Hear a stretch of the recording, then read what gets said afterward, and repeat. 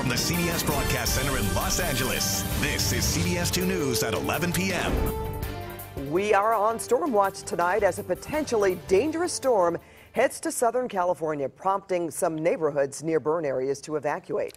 In fact, Sky 2 is over Canoga Park. You can see the rain's coming down there. Started to move into Ventura County around 9 o'clock tonight. And tonight there are fears of mudslides and debris flows in the burn areas, including in Malibu, where sandbags and K-rails are in place. This is expected to be the strongest storm of the season so far. And mandatory evacuations have been issued for a lot of the burn areas of Riverside County. We have team coverage with reporters in Lake Elsinore as well as Malibu. But let's begin with CBS 2's Garth Kemp. He has a look at where that storm is right now. Garth? Yeah, Pat, good evening, everybody. We've been picking up a little bit of light rain, nothing big what you've been seeing, especially up in Ventura County, starting to slip through. That's that prefrontal rain pattern, but you can see the mess up to the north if you're driving up the 5. Heavy rain falling up into that area, starting to move down towards our area. Still looks like it's going to be after midnight now. It has kind of slowed off just a little bit. After midnight, it'll start to get into more so into Santa Barbara County. And then before dawn, we will start to see it start to zip through L.A. County. One point of interest we're watching here, Pat, we're going to keep an eye on, is the jet now looks like it might take a fast-moving jet streak right over Ventura County. If that does materialize, that could really intensify the rainfall rates into that area there. But you can see light rain falling right now. This is the area we're going to keep an eye on to see if any flash flooding goes on. If it happens, it'll be late tonight and before dawn. We'll give you the exact timing of everything and the watches and the warnings all coming up in just about 15 minutes. Pat, back to you. All right, thanks for that, Garth. Well, we have shown you the rain coming down in Canoga Park, and Stu Mundell is flying right through it. Hey, Stu. Hey there, and you know what? We've been watching this rain making its way in, just like Garth said, very, very slowly, and we know this is just the beginning. Streets are starting to get wet out in the Ventura area. We saw a lot of wet streets out there as well. Right now, though, it's all the way into the West Valley area, Canoga Park. Take a look at that, and it's coming down, and it's steady. We were watching it. It was off and on. Now it seems to be more steady. That front really is definitely starting to come in. If they tell you to use the sandbags or evacuate, definitely do it. But right now, we're just seeing the streets getting wet and the rain to start falling.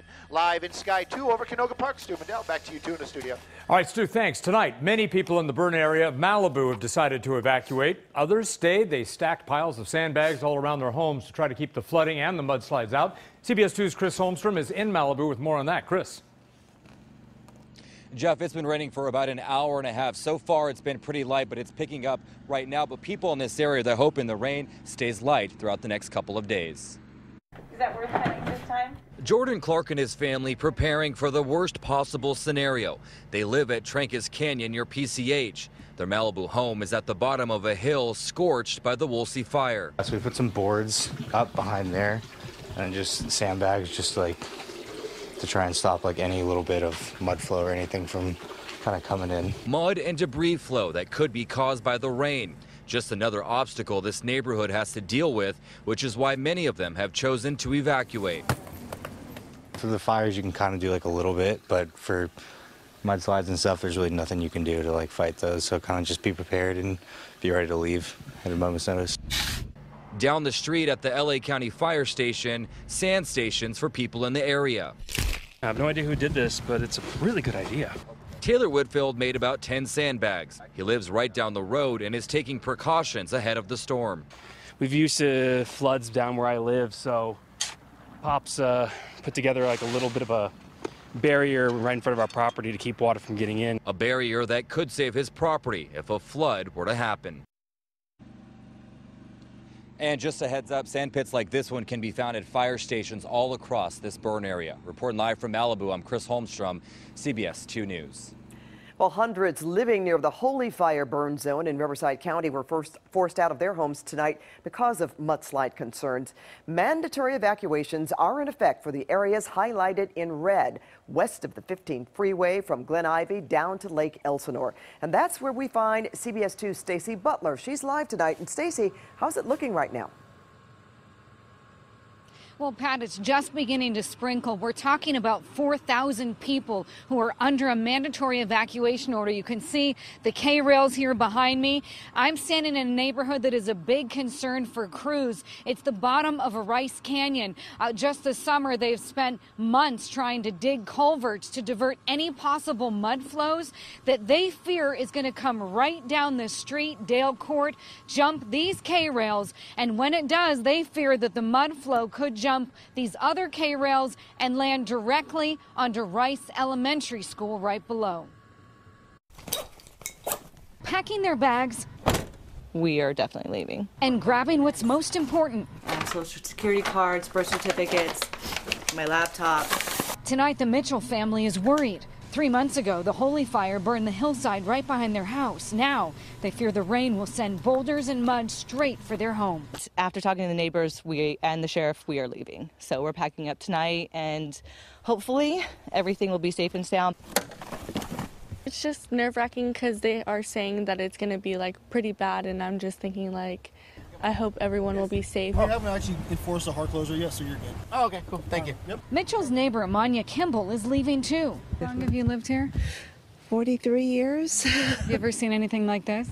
Not this bad, no. 2 doors up, Jerry Kolb is hunkering down. He defended his home during the holy fire and plans to stay for the holy debris flow. During the fire, we had looters coming up the street.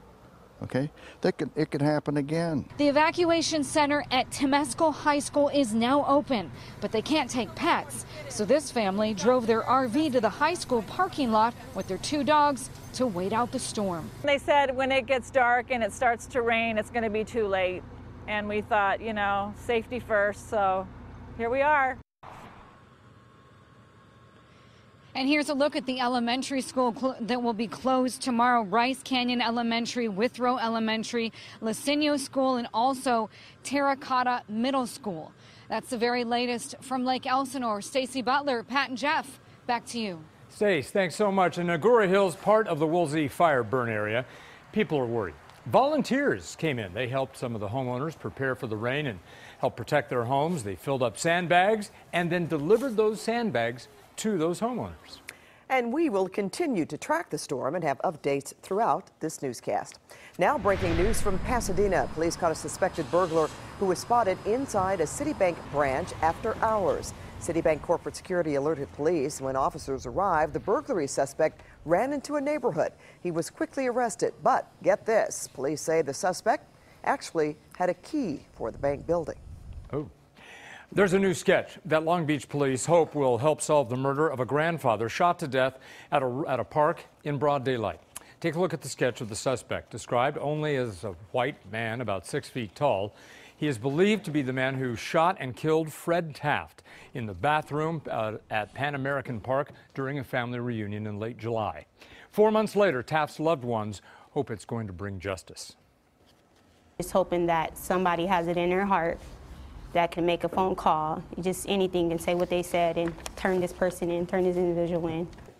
Long Beach police want to hear from you if this sketch looks at all familiar. They're also asking for anyone who took photos in the park that day. Please give them a call. Aside from the sketch, there's also a reward being offered for a total of now of $30,000. Well, thieves took advantage of dozens of people whose apartments on South Vermont Avenue had been tented for termites. When they came home, they found their units had been ransacked. CBS 2's Tom Wade is in South LA, where he talked with stunned residents. Police and neighbors tell me that at least 30 units were hit. The thieves ransacked these homes, taking jewelry, money, and other prized items.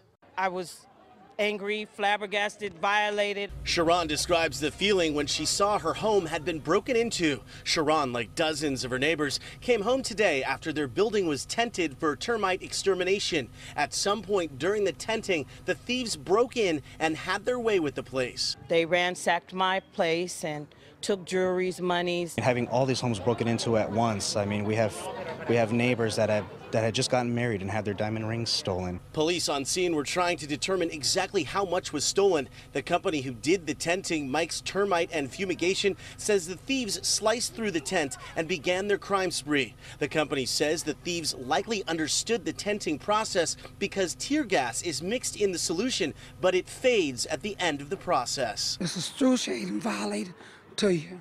It's undescribable. We reached out to the landlord after hours and did not hear back.